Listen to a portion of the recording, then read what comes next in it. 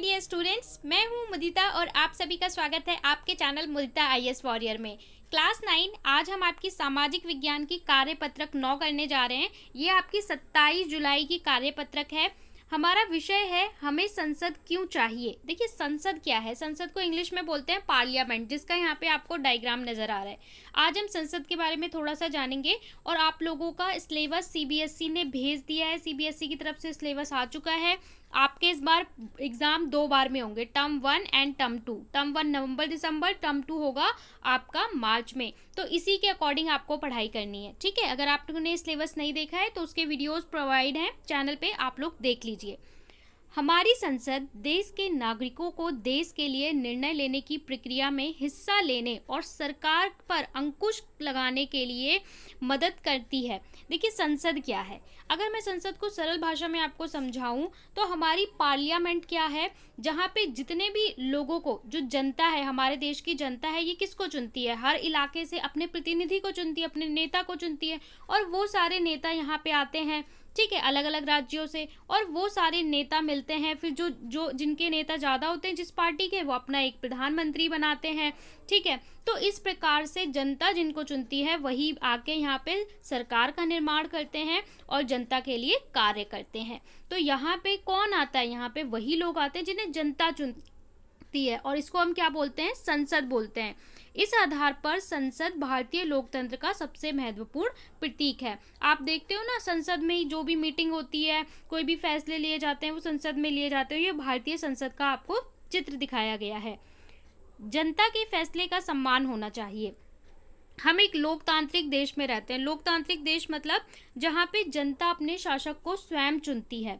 भारत की आज़ादी से पहले अंग्रेजी शासन व्यवस्था में लोग सरकार के बहुत सारे फैसलों की आलोचना नहीं कर सकते थे। आपको पता है जब ब्रिटिश शासन था और पहले भी अगर किसी आम आदमी ने बोल दिया भैया राजा ने ये किया है, तो उसको पकड़ के कारागार में डाल देंगे, सजा मिलेगी। सरकार कुछ भी करे, लोग उसके ऊपर आवाज़ नहीं उठा सकते थे। लेकिन आज ऐसा है, आज अगर कुछ भी सरकार ने डिसीजन लिया तो लोग बोल पाते हैं, ठीक है। आप देखते हैं मीडिया में बोल पाते हैं, कहीं से भी आप बोल सकते हो।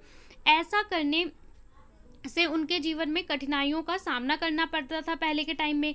लेकिन देश की आज़ादी के बाद लोग सरकार के फैसले के चुनाव के माध्यम से अपनी बातें सरकार तक पहुंचाते हैं। आज के टाइम में क्या है, अगर लोग अपनी बातें कैसे पहुंचाते हैं, चुनाव के टाइम में, चुनाव के माध्यम से। जब चुनाव होगा, अगर सरकार लोगों की बातें नहीं सुन रही तो लोग क्या करेंगे, इस पार्टी को ना चुन के इस पार्टी को चुनेंगे, क्योंकि जनता अपनी बातें वोट दे के अपनी बातें पहुंचाती है सरकार तक, ठीक है। तो उसके पास वोट का अधिकार है। साथ ही सरकार भी अब इनकी जरूरतों और मांगों के प्रति संवेदनशील हो गई है। सरकार को भी पता है, लोगों को पता है कि अगर उनकी मांगे, उनकी बात नहीं सुनी जाएगी तो वो हमें हटा के किसी और का चुनाव कर लेंगे, उनका ये अधिकार है। अगला है जनता और उनके प्रतिनिधि। प्रतिनिधि कौन होते हैं, जिसको जनता चुनती है। देश के नागरिक ही सबसे महत्वपूर्ण है। देश के नागरिक जो होते हैं सबसे इंपॉर्टेंट होते हैं। नागरिक संसद के लिए अपने प्रतिनिधि का चुनाव करते हैं।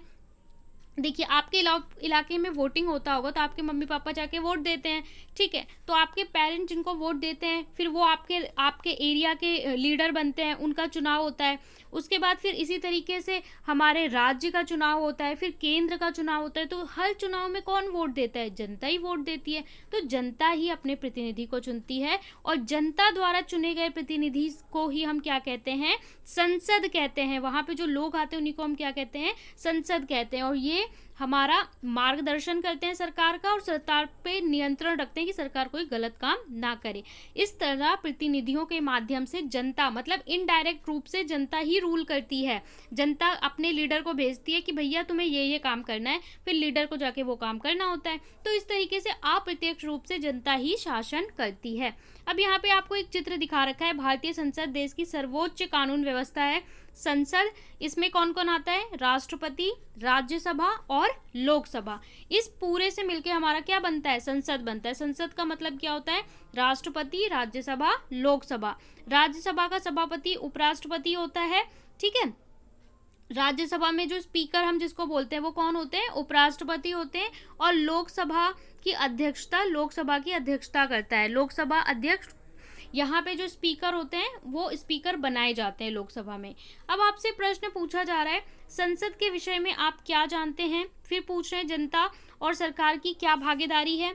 तीसरे में पूछ रहे हैं, क्या जनता सरकारी फैसलों की आलोचना कर सकती है? जनता मतलब हम लोग, क्या कर सकते हैं हम सरकार की बुराई कर सकते हैं? संसद किस प्रकार आप जनता की आवाज है? तो इन चारों प्रश्नों के उत्तर लिखने हैं। चलिए देख लेते हैं कैसे लिखेंगे। प्रश्न है, संसद के विषय में आप क्या जानते हैं? संसद देश के नागरिकों को देश के लिए निर्णय लेने की प्रक्रिया, हिस्सा लेने और सरकार के कार्यों पर अंकुश लगाने में मदद करती है। इस आधार पर सरकार, जो संसद है, वो हमारे देश का बहुत ही महत्वपूर्ण प्रतीक है सरकार का। ठीक है, तो इस तरीके से आप लिखेंगे। अगला प्रश्न है हमारा, सरकार के फैसले पर जनता कैसे भागीदारी निभा सकती है? जनता द्वारा चुने गए प्रतिनिधि ही सरकार का निर्माण करते हैं। जो लोग हैं, लोग जो जिसको चुनते हैं वही तो सरकार बनाता है। इस प्रकार अप्रत्यक्ष रूप से जनता सरकार के फैसलों में भागीदारी निभाती है। अतः सही प्रतिनिधि का चुनाव करके सरकार के फैसलों में जनता भागीदारी निभा सकती है। ठीक है, तो जनता को क्या करना चाहिए? सही प्रतिनिधि को चुनना चाहिए। अगला आपका प्रश्न है, क्या जनता सरकारी फैसलों की आलोचना कर सकती है? तो आप लिखेंगे हाँ, जनता सरकारी फैसलों की आलोचना कर सकती है। इसका सबसे अच्छा उदाहरण चुनाव में देखने को मिलता है, जब जनता अपनी बातों को मतदान के माध्यम से सरकार तक पहुंचाती है। ठीक है, कि हम वोट अपना बदल देते हैं क्योंकि आपने हमारी बात नहीं मानी। अगला है, संसद किस प्रकार आम जनता की आवाज है? तो इसका आप लिखेंगे, जनता द्वारा चुने गए सभी प्रतिनिधि का समूह क्या कहलाता है? संसद कहलाता है। यह संसद सरकार पर नियंत्रण रखती है और इसका मार्गदर्शन करती है। इस तरह प्रतिनिधियों के माध्यम से जनता ही सरकार पर नियंत्रण रखती है। तो ये आपका प्रश्न का उत्तर हो जाएगा। चारों प्रश्न हो गए, आप इसको देख सकते हैं कैसे आपको लिखना है। बहुत ही सिंपल प्रश्न थे। इस तरह के प्रश्न एग्जाम में नहीं आते हैं, लेकिन ये बस इंट्रोडक्शन है, तो इस तरीके के आपको क्वेश्चन दिए गए हैं। सो यहाँ पे हमारी वर्कशीट कंप्लीट होती है। आप लोग प्लीज़ चैनल को सब्सक्राइब करके बेल आइकन प्रेस कर दें, तभी आपको सभी वीडियो का नोटिफिकेशन टाइम पे मिलेगा।